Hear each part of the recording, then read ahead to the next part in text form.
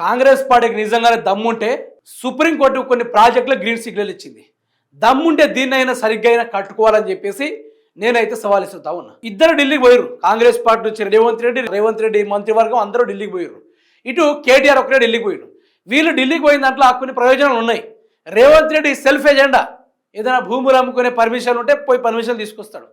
కానీ కేటీఆర్ ఏం చేసిండు, తెలంగాణ రాష్ట్ర రైతాంగానికి గతంలో రావాల్సిన కొన్ని పర్మిషన్లు, ప్రాజెక్టులకు సంబంధించిన కొన్ని పర్మిషన్లు రావాలని చెప్పేసి కేటీఆర్ గారు ఢిల్లీకి వెళ్ళారు. అక్కడ ఉన్న ప్రాజెక్ట్ ఆఫీసర్లను కలిశారు.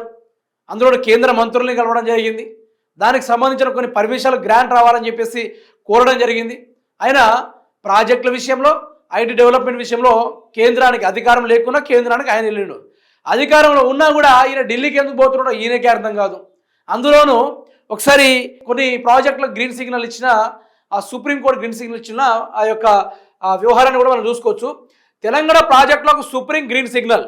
పాలమూరు సీతమ్మ సాగర్ గౌరవల్లి ప్రాజెక్టులకు తొలగిన ఆటంకాలు. కేసీఆర్ హయాంలో అనుమతులకు చట్టబద్ధత. కేంద్రం పర్యావరణ శాఖ పాత జీవో రద్దు. గతంలో ఇచ్చిన అనుమతులన్నీ చెల్లుబాటు. ఇకపై ముందస్తు అనుమతులు లేకుండా కొత్త ప్రాజెక్టు లేవు. ప్రజాధనం, రైతులు ప్రయోజనాలకే పెద్దపీట. న్యాయపరమైన ఆటంకాలన్నీ తొలగిపోయినట్లే. శరవేగంగా నిర్మాణ పనులను పూర్తికి అవకాశం. ఏళ్లనాటి న్యాయ పోరాటంలో సాధించిన విజయం. ఇక సుప్రీంకోర్టు తెలంగాణ ప్రాజెక్టులో గ్రీన్ సిగ్నల్ ఇచ్చింది. అందులోనూ పాలమూరు, ఇప్పుడు పాలమూరు ప్రాజెక్ట్ ఉంది కదా, కొంత 90% వరకు బీఆర్ఎస్ పార్టీ దాన్ని చేసింది. భూసేకరణ కూడా చేసింది. కాంగ్రెస్ పార్టీ ఏం చేసింది, ఇప్పుడు వచ్చి ప్రాజెక్ట్ వాల్యూ పెంచడం. అంటే వీళ్ళ కమిషన్ రావాలంటే ప్రాజెక్ట్ వాల్యూ పెంచాలి. ఆ పాలమూరు ప్రాజెక్టుకు సంబంధించిన పనులు చేయమంటే వీళ్ళు పాలమూరుకు రావాల్సిన నీళ్లను కాస్త కర్ణాటక నుంచి ఆంధ్రాకు తరలించేటట్టుగా ఎన్ఓసి ఇచ్చి వచ్చారు వీళ్ళు గాడిదలు. అయితే సీతమ్మ సాగర్ ఉంది. ఇప్పుడు చాలా వరకు అది కన్స్ట్రక్షన్ కాలే, సగం అయి ఉంది. అయితే ఇప్పుడు దాన్ని రేవంత్ రెడ్డి దాన్ని నిర్మించగలడా? రేవంత్ రెడ్డికి అంత దమ్ము ఉందా? కాంగ్రెస్ పార్టీ ఎక్కడో తుమ్మిడి హట్టి దగ్గర పోయి మేము ప్రాజెక్టును చేపడతామని చెప్పేసి మాట్లాడుతున్న కాంగ్రెస్ ప్రభుత్వానికి అట్లీస్ట్ సీతమ్మ సాగర్ దగ్గరైనా వీళ్ళు ఆ ప్రాజెక్టును కంప్లీట్ చేయగలరా అంటే చేసే దమ్ము వీళ్ళకి లేదు. ఇక కేటీఆర్ ఢిల్లీకి పోయిండు. సరే, ప్రాజెక్టుల మీద పోయిండా లేకుంటే సంథింగ్ దేని మీద పోయిండు. రేవంత్ రెడ్డికి ఏం అవసరమే, ఆయన ఢిల్లీకి పోయిండు. హైడ్రా గురించి బీఆర్ఎస్ పార్టీ వాళ్ళట పెయిడ్ ఆర్టిస్టులను పెట్టించి మాట్లాడుతున్నారట. హైడ్రా చాలా గొప్పది అంటే సుప్రీంకోర్టును ఎదిరించాలి. ఈయన మాటలు చూస్తూ ఉంటే సుప్రీంకోర్టునే ఎదిరించాలి అంటే మాట్లాడుతూ ఉన్నాడు రేవంత్ రెడ్డి. అంటే సుప్రీంకోర్టుని ఎదిరించేంత ఇదా మనం?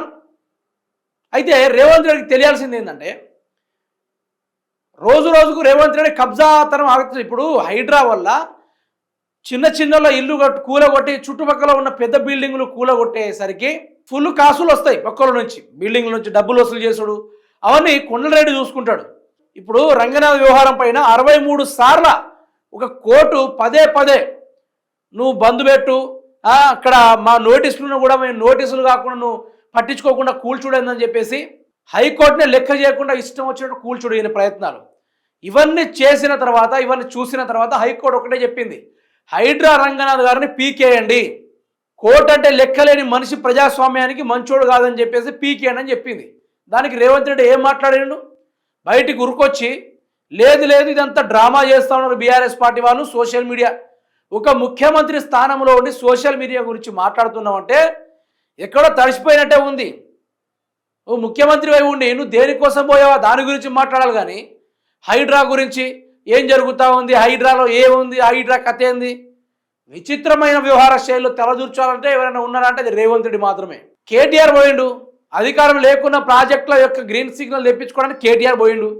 మరి నువ్వేం తెచ్చినావు రేవంత్ రెడ్డి ఢిల్లీకి పోయి అంటే నిందలు. మొన్న ఏడీఆర్ ఒకటి బయటకు పెట్టింది, సీఎం లిస్టులో మోస్ట్ వాంటెడ్ క్రిమినల్ నంబర్ 1 స్థానంలో ఉన్నది ఏమైనా ఉన్నారా అంటే అది రేవంత్ రెడ్డి ఒక్కడేనట. గోల్డ్ మెడల్ ఇవ్వచ్చట ఆ విషయంలో. అందులో 72 చాలా క్రిటికల్మైన కేసులు ఉన్నాయట. ఈ కేసులు చాలు నరేంద్ర మోడీకి రేపు కాంగ్రెస్ పార్టీ నుండి వీడి బీజేపీని తయారు చేయడానికి. ఒక్క రేవంత్ రెడ్డి చాలు రేపటి ఈ కేసులన్నీ సరిపోతాయి. ఆయనకి సరిపడా స్టఫ్ ఉంది ఆయన దగ్గర. రేవంత్ రెడ్డినిగా మేరేసే జుడో అన్న డైలాగ్ని కూడా రాబోయే రోజుల్లో దాన్ని కన్ఫర్మ్ చేస్తాడు. మీరే చూడండి, కన్ఫామ్గా దాన్ని కన్ఫర్మ్ చేసేసి ఎంజాయ్ చేస్తారు. ఆ తీరు జరిగేది మనం చూస్తూ ఉంటాం. తెలంగాణ సమాజం మొత్తం ఒకవైపు ఉంటే రేవంత్ రెడ్డి తీరు అంతా ఒకవైపు ఉంది. ఎట్లా ఇది? ఏ లెక్కన సాధించే కార్యక్రమాలు రేవంత్ రెడ్డి? రేవంత్ రెడ్డి అనుకుంటున్నాడు కావచ్చు, నేను అధికారంలో ఉన్నా, నేను ఏదైనా చేయగలుగుతా, నన్ను ఎవ్వరేం చేయలేరు అని చెప్పేసి ఆయన అనుకుంటుండు కావచ్చు. కానీ ప్రజానీకం వాళ్ళందరూ కలిసి కోడి ఈకలు వీకినట్టు వీకుతారు. వదిలే కార్యక్రమం ఉండదు అక్కడ ఎట్టి పరిస్థితుల్లో కూడా. తెలంగాణ మొత్తం రగలబడి తిరగబడి అదో వేరియేషన్ వేరుంటుంది. ఇక రచ్చ రచ్చ ఉంటుంది అంతా. సీఎం సాబ్కి తడిసిపోతుంది రాబోయే రోజుల్లో. కథ ఎట్లా ఉండబోతుంది, గాచారం ఎట్లా తయారు కాబోతుంది అనేది అంతా వేరే ఉండబోతుంది.